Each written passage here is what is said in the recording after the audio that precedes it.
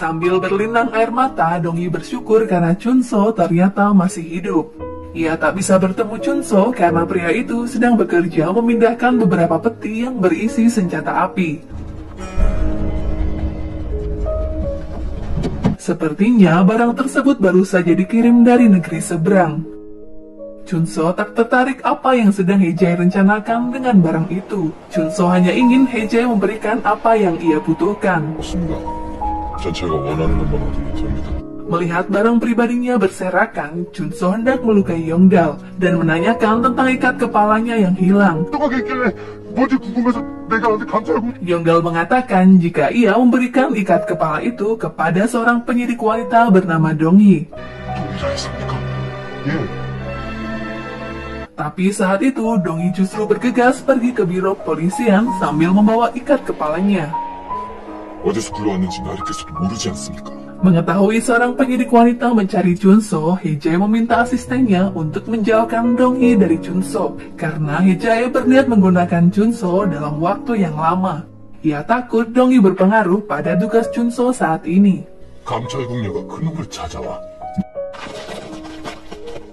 Saat Dongyi mencari Chunso ke rumah Yongdal, ia diikuti oleh pria suruhan Hee-jae yang ingin menyingkirkannya. Di waktu yang bersamaan, Chunso dan Yongdal juga telah tiba di istana. Ia yang tak sabar bertemu Dongyi lalu menyusulnya. Chunso bisa mengalahkan para preman dengan tangan kosong.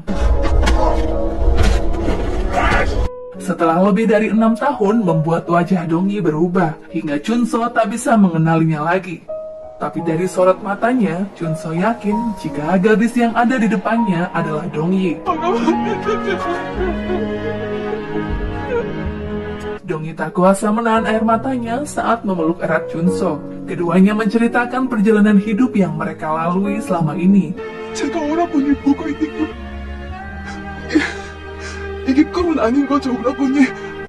Chunso tak menyangka bisa dipertemukan dengan Dongyi berkat ikat kepala yang dia berikan. Chunso meminta maaf karena Dongyi sudah terlalu lama menunggunya kembali.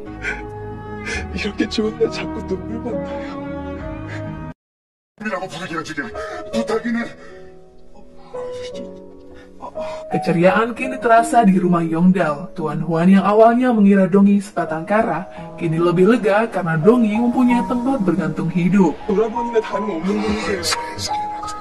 Chunso merasa berhutang budi karena selama ini Tuan Huan dan Yongdal menganggap Dongyi sebagai keluarganya. Ia akan berusaha melindungi dan menjaga Dongyi seperti janjinya dulu kepada ketua pedang bersaudara.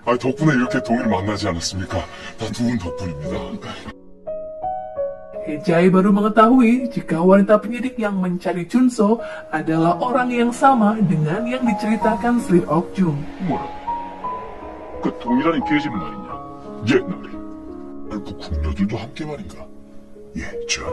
Beberapa hari lagi, utusan dari dataran King Cina akan tiba di istana Joseon.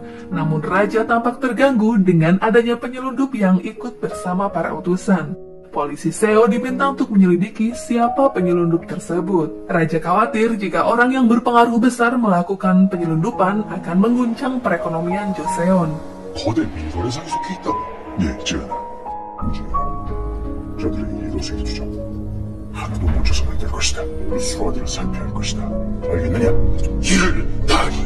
Polisi Seo bekerja sama dengan Biro Pengadilan dan juga kantor penyelidikan istana untuk mengungkap kejahatan orang yang ternyata adalah tangan kanan utusan King. Apakah ini berkaitan dengan tindakan Hee-jae yang pernah memindahkan senjata di sebuah sungai? Kita lanjut dulu ya. Kepala penyidik istana memilih beberapa wanita penyidik untuk menyamar sebagai dayang yang akan melayani rombongan utusan, yang salah satunya adalah Dongyi. Dongyi dipilih karena pengalamannya di bagian perjamuan selama di biro musik. 장학원에서 6년 내내 한 일이 그건데요. 믿고 맡겨주세요. Nyonya Jung memberikan sebuah cermin kepada Dongyi sebagai alat untuk komunikasi. Dongyi bersemangat melakukan penyamarannya esok hari.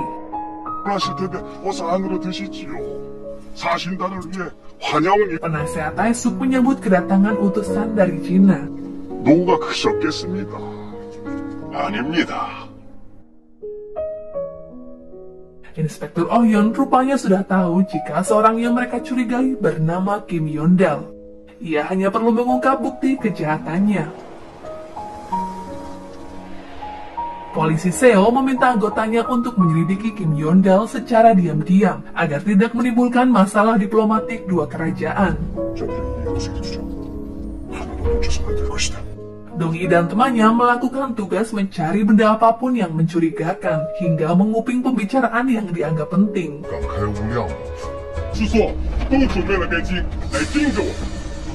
Jung-im yang mengerti bahasa Cina meminta Dong-i untuk menyerahkan sebuah catatan kepada ketua penyidik.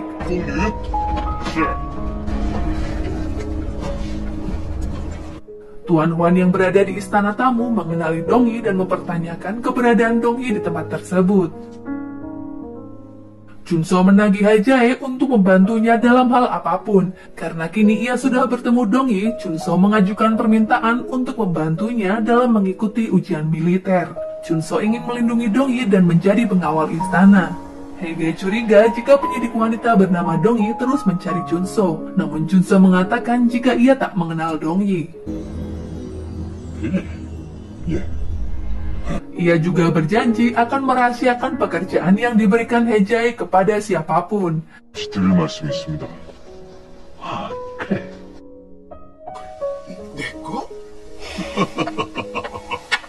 Satu kotak barang berharga ini berniat Hae-jae berikan kepada Oh Taepong. Pria ini tentunya tak memberikannya secara cuma-cuma. Hae-jae memohon Oh Taepong untuk mengatur pertemuannya dengan Tae-suk. Tampaknya Slir Ok-chung tak mengetahui jika kakaknya memiliki niatan untuk mendekati Tae-suk.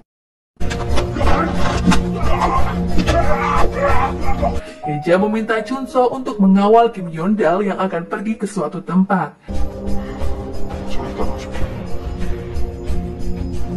Karena ia yakin Kim Yondal sedang diintai oleh biro kepolisian.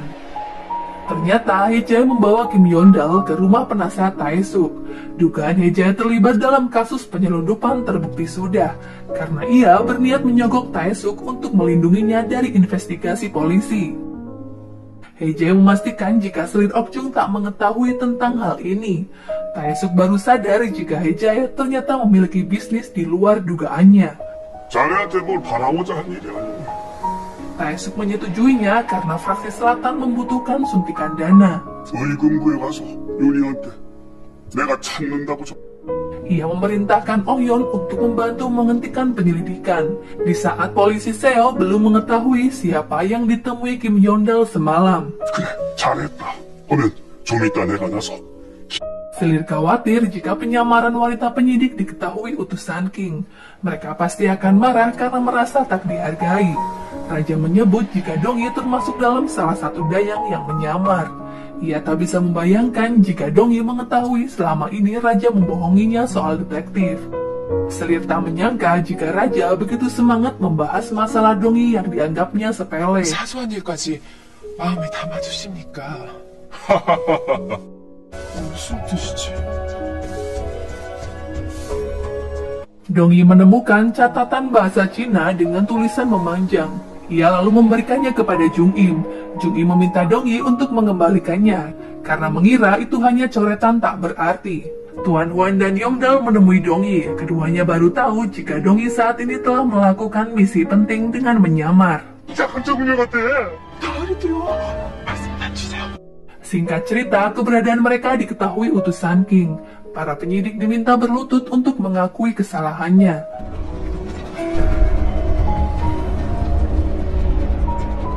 Raja mengkhawatirkan peristiwa tersebut karena utusan King sangat tersinggung dan berniat meninggalkan istana secepatnya.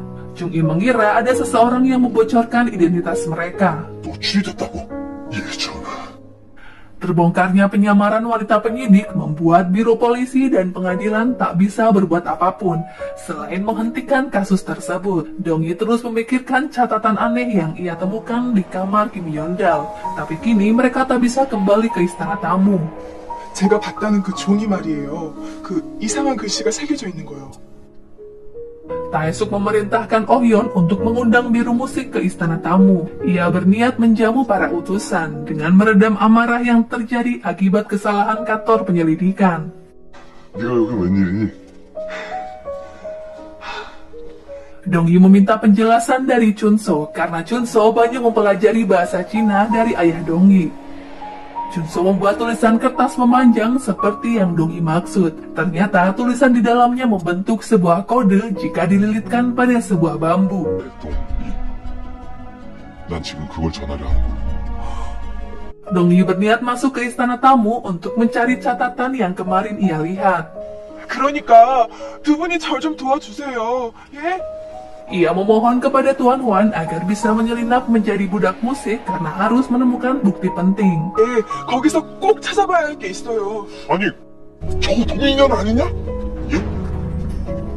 Tanpa Dongyi sadari, Oh yang ternyata melihatnya dari kejauhan. Ia pun semakin yakin setelah menanyakannya kepada Tuan Huan. Dengan bodohnya, Oh yang justru melaporkannya kepada ayahnya. Perbincangan itu terdengar oleh Kim Hyondal jika ada wanita penyidik yang menyamar sebagai budak. 찾았다.